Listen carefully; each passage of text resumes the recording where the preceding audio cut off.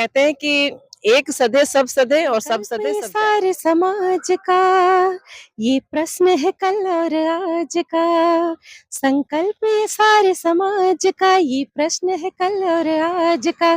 घर घर में अलख जगाएंगे हम, द्वार द्वार पहले पे सिविल सर्विस में जाने जाएंगे। का इरादा था, मेरी पढ़ाई लिखाई बहुत अच्छी थी, लोगों को बड़ी उम्मीदें थी।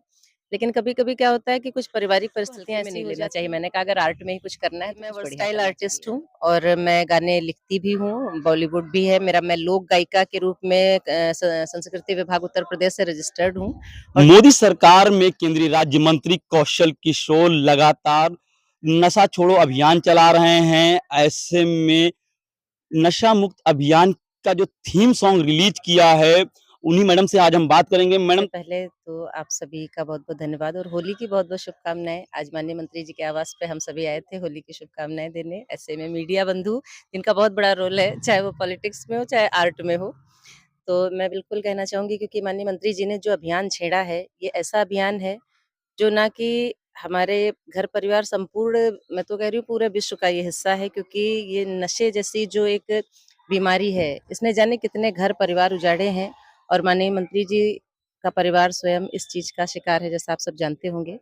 तो इससे जुड़ना एक जन भावना, जन कल्याण जो हम सब योगदान कर सकते हैं और एक आर्टिस्ट होने के नाते और मेरे घर परिवार में स्वयं ऐसा हो चुका है, परिवार में एक क्राइसिस हो चुकी है। हमारे भाई थे, ताऊ जी के बेटे, वो इसी लत के चलते आज इस दुनिया में नहीं है। आपने जिस थीम सॉन्ग को कंपोज किया है, जिसे गाया है आपने, क्या हमारे दर्शकों को भी सुनाएंगे? बिल्कुल, बिल्कुल, बिल्कुल, ये मैंने लिखा है।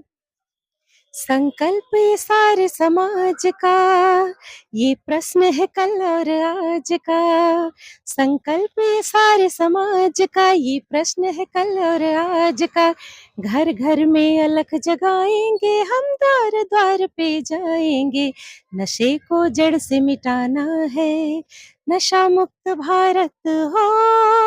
अभियान कौशल का, अभियान कौशल का, अभियान कौशल का।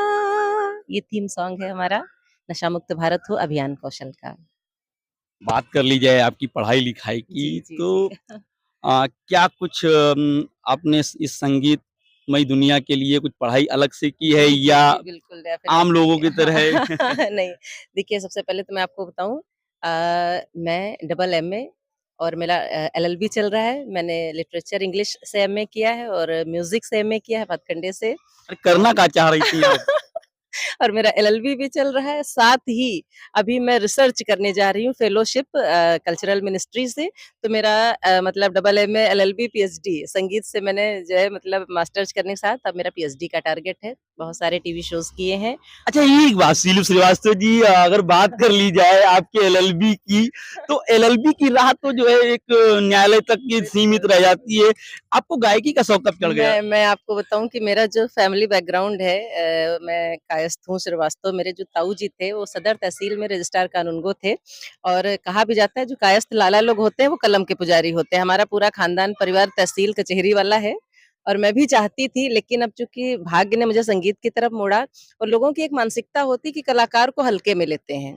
तो ये मेरा भी है कि हल्के में लेने का नहीं, एलएलबी, पीएचडी ये कलाकार भारी पड़ रहा है। ये कलाकार भारी पड़ने वाला है। तो इसी के चलते मैंने उच्च शिक्षा को किया है और एलएलबी, चूँकि हमारा परिवार कानून से जुड़ा है, तभी मेरा भी एक ड्रीम था तो मैं एलएलबी कर रही हूँ अपने शौक के लिए और आगे कुछ मौका मिला तो इसको और अच्छा ले जाऊँगी। बात कर ली जाए इस थीम सॉन्ग के अतिरिक्त बहुत सारे गाने अभी रिलीज होने वाले हैं, कुछ जी, रिलीज हो चुके जी, हैं, जी। उनके बारे में जरा बताएं। देखिए, इस समय जो मेरा पूरा फ़ोकस है अब की बार 400 पार, क्योंकि मैं पार्टी से भी हाँ। जुड़ी हूँ, तो मैंने एक बहुत ही अच्छा गाना अभिमन्यु जी से मेरा उसी चीज़ को लेकर डिस्कशन हो रहा था, जैसा कि मन्यु जी का निर्देश था कि एक गाना मतलब, तो मैंने कहा ये तो मेरी ड्यूटी भी है और पार्टी की सेवा लगातार करती आई हूँ, तो मैंने गाना लिखा है अब की बार 400 पार। ये होली के बाद तुरंत रिकॉर्डिंग, क्योंकि अभी मुझे जुकाम की वजह से मेरा गला भी थोड़ा डिस्टर्ब है, रिकॉर्डिंग लायक नहीं है, तो बस होली के बाद आ जाएगा कि अब की बार 400 पार। लगातार देखा जा रहा है कि जैसे-जैसे चुनाव आता जाता है, नए-नए थीम सॉन्ग्स आते जाते हैं। पिछली बार की बात कर ली जाए तो मनोज तिवारी का एक गाना बहुत सुपर डुपर हिट हुआ और जो राम को लाए हैं हम उनको लाएँगे।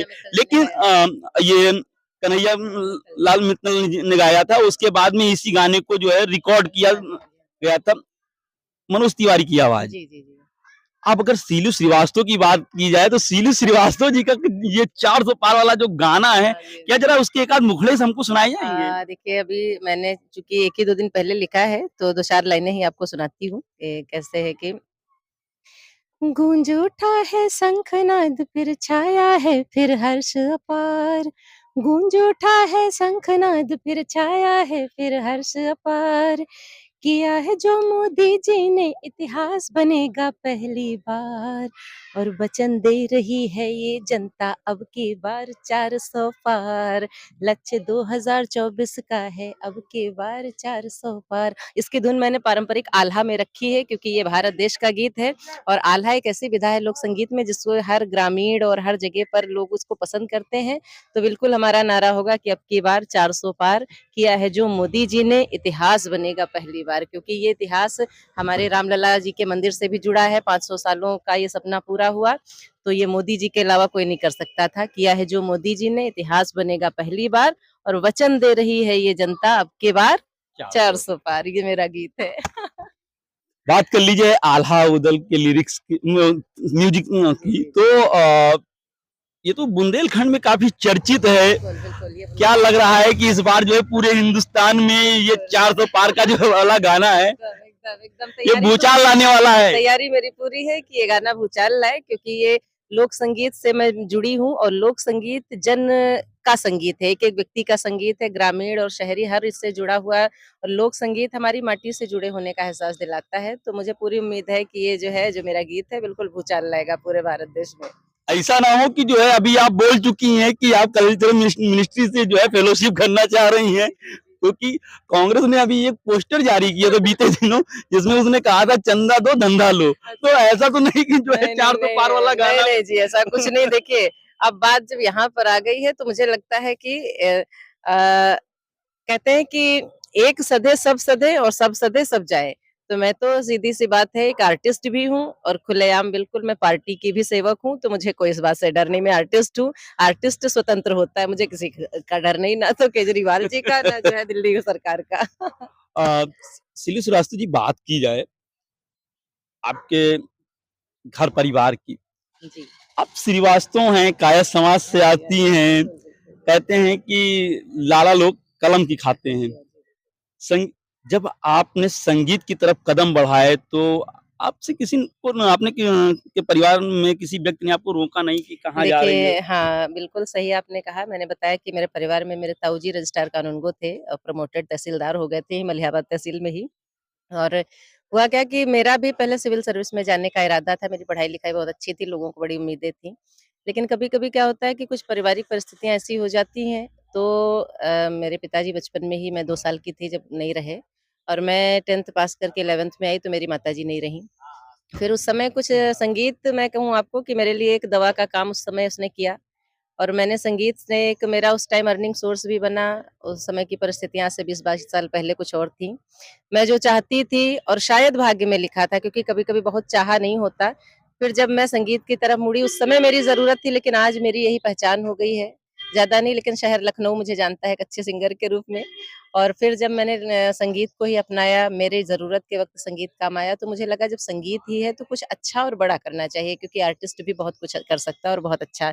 अगर मैं पॉलिटिक्स की बात करूँ तो माननीय श्रद्धेय श्री अटल बिहारी वाजपेयी जी एक कवि थे, आर्टिस्ट थे, तो प्रधानमंत्री थे। और अब प्रेज़ेंट में स्मृति ईरानी जी, जो कि आर्टिस्ट होकर के केंद्रीय मंत्री, तो फिर आर्टिस्ट को हल्के में नहीं लेना चाहिए। मैंने कहा अगर आर्ट में ही कुछ करना है तो कुछ बढ़िया करना चाहिए। और फिर शुरुआत में लोगों ने क्रिटिसाइज़ किया, लेकिन जब मेरे प्लेटफ़ॉर्म्स देखे कि मैं अच्छी-अच्छी जगहों पे कार्यक्रम कर रही हूँ, लोगों का अच्छा वो मिल रहा है, फिर लोगों के मुँह बंद हो गए। आज लोग कहने में बड़ा गर्व कि अरे! मेरा नाम जोड़ते हैं, तो फिर अच्छा उनको लगता है। चीज़ें शुरुआत में सभी को संघर्ष करना पड़ता है। सीलू श्रीवास्तव के गाने की अगर बात की जाए तो सीलू श्रीवास्तव सिर्फ पॉलिटिकल गाने ही लिखती हैं या लोक गायिका भी हैं या फिर बॉलीवुड है या जी। विरहा इस तरीके जी, से? जी, मैं वर्सटाइल आर्टिस्ट हूँ और मैं गाने लिखती भी हूँ, बॉलीवुड भी है मेरा। मैं लोक गायिका के रूप में संस्कृति विभाग उत्तर प्रदेश से रजिस्टर्ड हूँ और जो मैं अभी फेलोशिप करने जा रही हूँ रिसर्च का, ये लोक गायन से ही जुड़ा है, तो मैं एक वर्सटाइल आर्टिस्ट हूँ। तो सीलू श्रीवास्तव जी, बात कर ली जाए दिल्ली से लोक गायिका नेहा राठौर को मनोज तिवारी के अंगेज में उतारा गया है। वो भी लोक गायिका हैं, वो भी अपने लोकगीत से काफी ज्यादा वायरल होती रहती यूपी में हैं काबा। यूपी में काबा को लेकर के। तो शीलू श्रीवास्तव जी किस तरीके से वायरल हुई? देखिए मैं सिर्फ क्योंकि मैं संगीत सबसे पहले संगीत स्वतंत्र होता है और साथ में एक हिंदू सनातन धर्म के होने के नाते मैंने तो यही कहा है कि बस जो देश धर्म के सेवक है, मैंने अभी जब विधानसभा चुनाव था तो मैंने एक गीत लिखा था कि कहती है यूपी की जनता योगी जी आएंगे, कि जो देश धर्म के सेवक है वो कहीं न जाएंगे। कहती है यूपी की जनता योगी जी आएंगे। सत्य सनातन धर्म ही अपने भारत की पहचान है और जो इसका सम्मान बचाए वो व्यक्तित्व महान है।